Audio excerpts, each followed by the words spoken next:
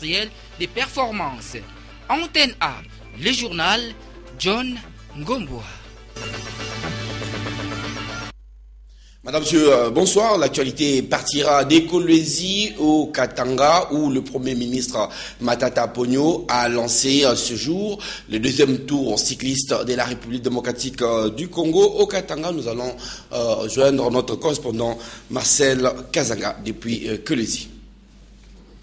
Il était 10h30 heure de Kolwezi, soit 1 heure de moins à Kinshasa, que le Premier ministre Augustin Matata Ponyo a lancé officiellement le deuxième tour de cyclisme international. Prenant la parole, la ministre provinciale de Sport et Loisirs, représentant le gouverneur du Katanga empêché, a remercié les organisateurs pour le choix porté sur Kolwezi. Thérèse Lukenge. Au nom de son Excellence, Monsieur le gouverneur de la province Katanga empêché, la province du Katanga vous souhaite la bienvenue. La province du Katanga vous remercie d'avoir choisi la ville de Kolwezi pour le lancement de ce deuxième tour de cyclisme. Nous souhaitons un bon séjour et chez nous dans la province du Katanga, nous disons dans notre langue Caribou. C'est depuis la tribune du cinquantenaire sur le boulevard Laurent-Désiré Kabila de la commune de Manika, ville de Kolwezi, que le chef du gouvernement a lancé le deuxième tour. Autrefois un rêve, mais aujourd'hui c'est une réalité, a dit Augustin Matata Ponyo. C'était le 19 juin 2013 que nous avons lancé officiellement la première compétition de ce tour cycliste. C'était à Matadi, dans la province du Bas-Congo. Et aujourd'hui, grâce au leadership du chef de l'État, le président Joseph Kabila Kabangé, ce qui était considéré comme un rêve se poursuit aujourd'hui et se concrétise par la réalisation de ce deuxième tour. Au total, 15 pays prennent part à ce tour de cyclisme qui part de Kolwezi à Kinshasa, fractionné en plusieurs étapes. Et le départ a eu lieu sur le pont Laurent-Désiré Kabila. Depuis Kolwezi, Marcel Kazanga pour Antenne A Télévision. Dans nos prochaines éditions, nous vous proposons certainement les images de ce lancement. Avant de se rendre au Katanga, le Premier ministre Matata Ponyo est passé par l'aéroport international de Ndjili, dont l'aérogare est en train d'être remise à neuf. Matata Ponyo a instruit les ministres des Transports pour la construction d'un parking destiné aux taxis Kino Aero. Il a insisté sur les démarrages de ces travaux prévus cette semaine. Plus de détails avec Jean-Louis Miasekama. En fait, Jean-Louis Miasekama y reviendra, mais il va vous donner des détails cette fois-ci au sujet de la réunion des régies financières qui s'est tenue ce jour au ministère des Finances, comme tous les mercredis. Les séances de travail avec les responsables des régies financières, celle d'aujourd'hui a aussi eu lieu et l'Argentier national a reçu les différentes directions séparément et pour faire le point sur les recettes et les problèmes que rencontrent ces régies. C'est un reportage, bien entendu, de Jean-Louis Miasekama. Le ministre délégué des Finances, Patrick Kitebi, a tenu à avoir une séance de travail avec chaque régie. La Direction générale des impôts en premier. On a parlé principalement de l'échéance ici, l'évaluation de l'échéance de ce mois. Et puis on a évalué aussi la situation de 5 premiers mois, où globalement la DGI a un gap à combler de à peu près 50 milliards. Nous avons parlé aussi des efforts à mener pour améliorer le recouvrement de la TVA. Et là, il y a une grande action que nous menons de concert avec la DGDA. La Direction générale des douanes et assises a succédé à la DGI. Au 17, nous étions à 61 milliards, pratiquement le tiers de ce qui est demandé. Au-delà du mois de juin, on a fait la situation des 5 premiers mois de l'année. Nous sommes à 80% de réalisation, soit à peu près 750 milliards sur 930 milliards. Ces séances de travail ont permis à l'Argentine nationale d'approfondir des questions spécifiques à chaque régie.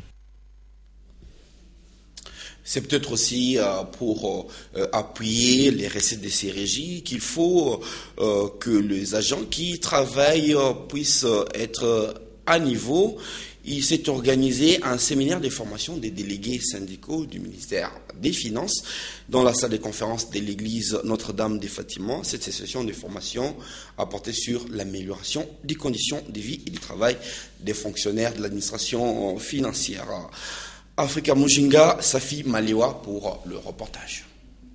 Débutée il y a 6 mois, la session de formation des délégués syndicaux au sein de l'administration du ministère des Finances a été clôturée mardi 16 juin.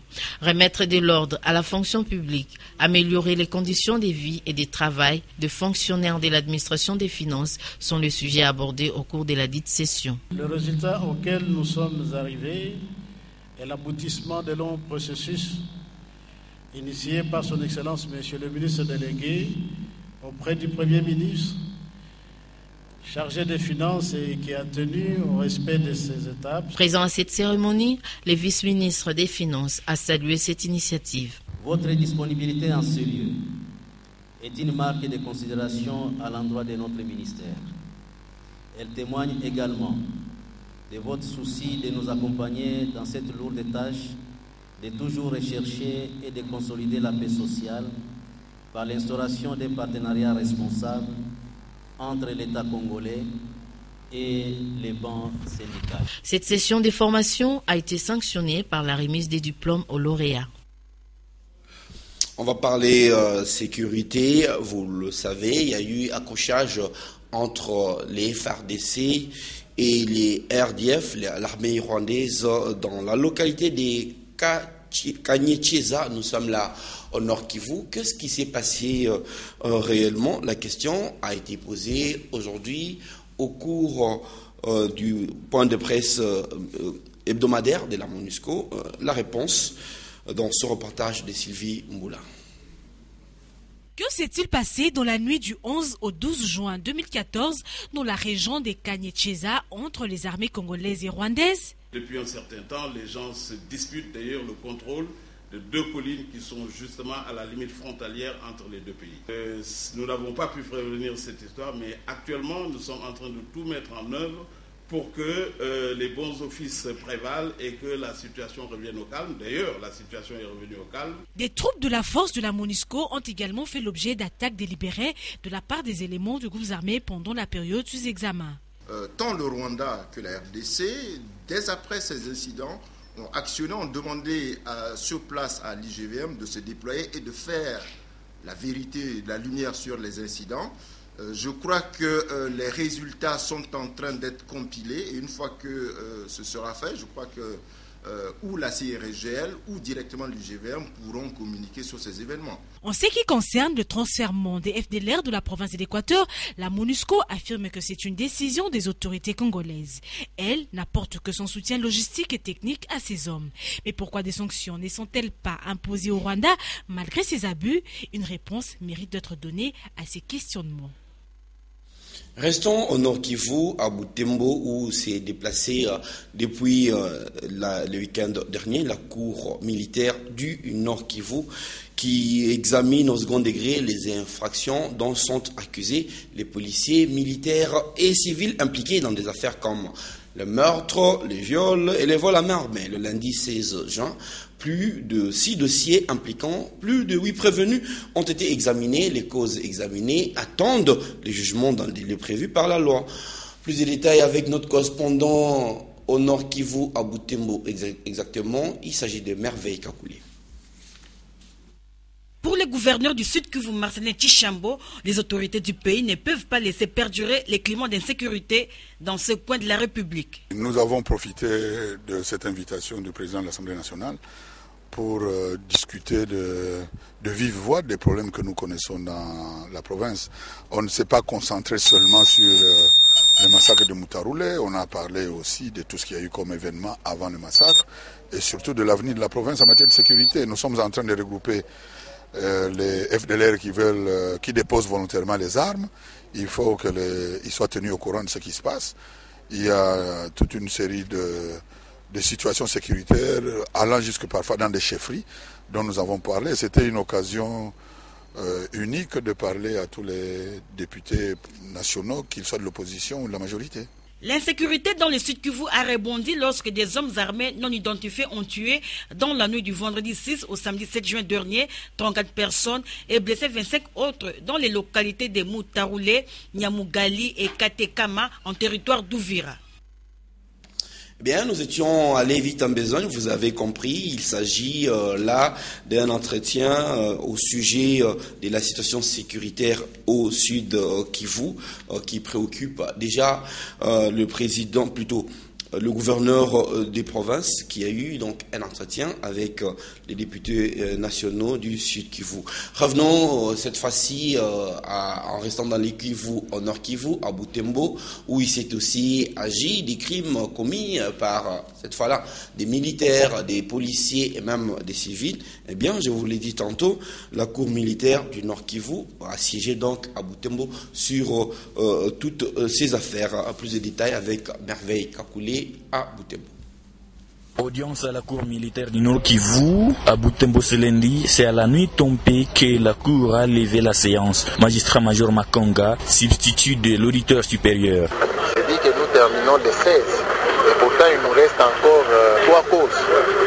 Donc nous devons travailler dur pour que nous puissions terminer toutes les causes qui étaient programmées pour Butembo. Il en reste encore. La cour devrait terminer le 16 juin, mais l'on attend le prononcé des arrêts. Et les affaires ont été prises en délibéré et on attend le prononcé des arrêts dans le délai de la loi, notamment dans la 8e. Mais cela peut se faire même avant la 8e. Pour le major Makonga, nul n'est au-dessus de la loi. Oui, mais vous avez su, les militaires sont en train de comparaître et ici c'est au niveau de la cour. Mais ils avaient déjà été jugés et condamnés pour des faits qui avaient été supposés établis au niveau du tribunal militaire de garnison. Et tout cela pour le respect de la loi. Il faudrait que la loi puisse être respectée pour que la justice puisse asseoir son autorité. Merveille Kakoulé Saliboku, Butembo, Anden A.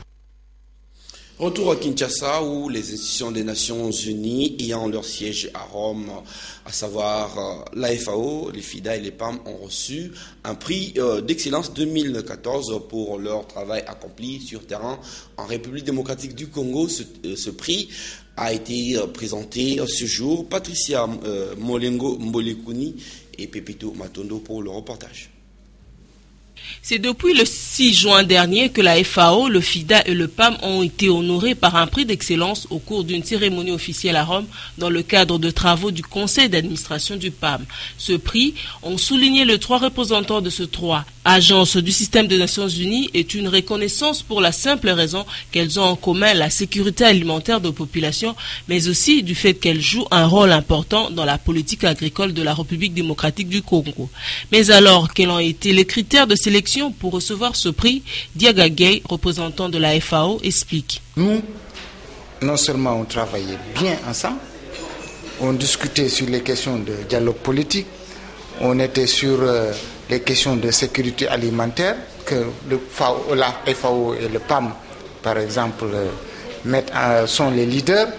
On a donné aussi des projets conjoints que nous mettions en œuvre sur le terrain, aussi bien avec le PAM qu'avec le FIDA. Ce prix d'excellence sera décerné tous les 2 ans pour honorer les équipes de pays dont le travail illustre les bonnes pratiques en matière de partenariat et qui adhèrent aux valeurs correspondantes. Il a été institué en 2012 par les 3 chefs d'agence basés à Rome.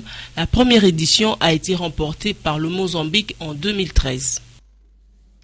Du sang sur les rails, un homme, la quarantaine révolue, a été écrasé par un train à Kingabwa Ndolo alors qu'il revenait de traverser les rails pour pouvoir s'approvisionner en bois de chauffe. Eric Izami et Duzen Belebele pour ce reportage, âme sensible s'abstenir. Un corps sectionné en 2 et du sang sur le rail. Ces images insupportables sont la conséquence d'un accident de train survenu mercredi 18 juin à la hauteur de Kingabwa à Kinshasa. 43 ans révolus, Lofombo Justin, la victime, s'était bien réveillé. Étant parti s'acheter du bois, à son retour, selon le témoin de cet accident, un signe indien lui collait à la peau. Cet homme s'est réveillé avec la mort à la peau. Il a failli être écrasé par un taxibus 207 avant, puis à la traversée du rail. 4 fois, le klaxon l'a interpellé, mais il s'est empressé et malheur est arrivé. Le Fombo Justin, dont le corps sans vie est ici à terre, n'était pas ivre. Son oncle, alerté, a déclaré le vœu de la famille. On a bien déjeuné le matin et il nous a averti qu'il partait à la recherche du bois. Hélas, il est mort sous l'oreille de l'Onatra. Notre vœu est que cette entreprise nous aide à l'enterrer. Si l'on doit interpeller l'opinion nationale pour inviter chacun à veiller sur soi pour la traversée de la route, il en faut davantage quand il faut traverser de l'autre côté du rail. Triste. Ouverture le samedi 7 juin de la maison cosmétique Essence et Beauté de Madame Rose Parenteau. Désormais, les femmes et les hommes de la République démocratique du Congo n'auront plus de problèmes de peau car Essence et Beauté a apporté une solution à l'aide des produits naturels à base de fruits et légumes, nous dit Africa Mujinga. Pour qu'on ne se trompe pas d'adresse, Essence Beauté a décidé d'inaugurer ses activités au numéro 3 de la rue Loano, dans la commune de Kitambo, siège de cette maison. Pour qu'on ne se trompe pas des produits, Madame Rose Parenteau, responsable de cette maison, a insisté sur l'origine 100% naturelle de ces produits à base de fruits et légumes. Pour anticiper sur tous les besoins, même les plus exigeants, Essence Cosmétique offre la gamme complète, c'est-à-dire lotion asséchante, gel tonique, tonique revitalisant, sérum vitalisant, nettoyant moussant au concombre. Bref, la nature au service de la beauté. Moi-même, j'étais victime de produits hydroquinone. Et je me suis dit, je ne pouvais pas être égoïste quand j'ai découvert le merveille de l'essence. Je dois apporter aussi la solution à mes frères. Le papaye qui nettoie et traite tous les types de peau et tous les problèmes de peau. Acné, boutons noirs, tampons, vous avez dit. En quelques jours, cela est terminé et naturellement, s'il vous plaît. Déjà, des témoignages sont enregistrés. L'hydroquinone avait détruit ma peau. J'avais même honte de sortir. J'ai essayé les produits de l'essence beauté. Ma peau s'est améliorée. Je sortais justement de l'adolescence, j'avais beaucoup de taches et de boutons. Ça m'a vraiment permis à obtenir de bons résultats. Donc... Ça a donné, j'ai vu l'efficacité, j'aime garder ma teinture, j'aime vivre comme je le suis, être comme ça. Et ces produits m'aident aussi à garder ma teinture comme il faut. Pour qu'on ne se trompe pas sur les exigences de qualité, tous les produits Essence de Beauté sont estampillés Santé Canada et Food and Drug Made in USA. Vision Info, les magazines d'information en français, a fêté le samedi 14 juin son 2e anniversaire. La soirée organisée à cet effet a eu pour cadre les Flat Hotel Los Angeles à ma campagne. Reportage Lilandani, Pepito Matondo. Plusieurs invités ont pris d'assaut le Flat Hotel Los Angeles à ma campagne pour festoyer ensemble avec l'équipe de Vision Info la 2e année d'existence de ce magazine. Nous sommes là bien sûr pour célébrer les 2 ans de Vision Info. C'est pour cela que nous vous avons, n'est-ce pas, invité grandes personnalités, amis de la presse, pour fêter avec vous. Et aujourd'hui, Vision Info est ce qu'il est. Il fallait quand même que nous puissions nous réjouir. Bonne bouffe et remise de brevets aux lauréats pour avoir accompagné ce magazine pendant les 2 ans. C'était pour moi un plaisir quand j'ai rencontré ces jeunes gens. Et quand j'ai parlé avec eux, je me dis il faut encourager les innovations. Alors j'ai fait ce que je pouvais faire en ce moment-là. Et les voir aujourd'hui, en tout cas, je les félicite. À l'issue d'une célébration qu'elle a estimée réussie, Vision Info reste fière de ses prestations et promet de tenir compte des suggestions du public afin d'améliorer la qualité de ses services. Bon, on va lire la presse parue ce mercredi dans une sélection et commentaires de Polydor Ngaziami.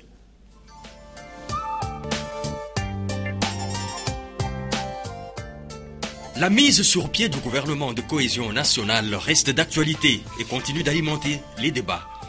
Jusque-là, écrit Forum des As, aucune déclaration pour expliquer à l'opinion pourquoi il tarde à venir 7 mois après son annonce. Pour le journal, une seule chose est sûre, le président de la République demeure la seule personnalité à savoir quand surviendra ce gouvernement. Pourquoi ce retard? La réponse avec Africa News dans la théorie explosive de Kinké Moulumba, selon laquelle qui veut aller au gouvernement doit s'enrôler dans les troupes de Kabila. Ce qui veut dire que tant que les opposants voulant participer dans ce gouvernement n'auront pas résolu de faire plongeon dans le camp Kabila, la mise sur pied de ce gouvernement se fera attendre. Grand débat fait état d'un limogeage en vue dans le gouvernement Matata. L'éventuel limogé, c'est le ministre de l'Industrie, Rémi Moussoungaï, accusé de harcèlement à l'endroit de Nathalie Capella, journaliste, et 6 millions d'euros. Une affaire pour laquelle le tribunal de paix de Gombe a retenu une peine de 6 mois de prison, selon le phare, assorti de 4 mois de sursis pour 2 membres de la mafia. Il s'agit, précise la Prospérité, de 2 grands suspects sénégalais incarcérés à la prison centrale de Makala depuis environ 2 mois. Sidi Diop, sénégalais, et Albert Mendy, français d'origine sénégalaise. Bonne soirée chez vous, la revue de presse, vous la suivrez encore demain à la même heure sur Antenne. Au nom de Africa Muzinga, chef d'édition, je vous remercie de l'attention que vous nous avez accordée et bonne suite des programmes sur Antenne A, la chaîne de référence.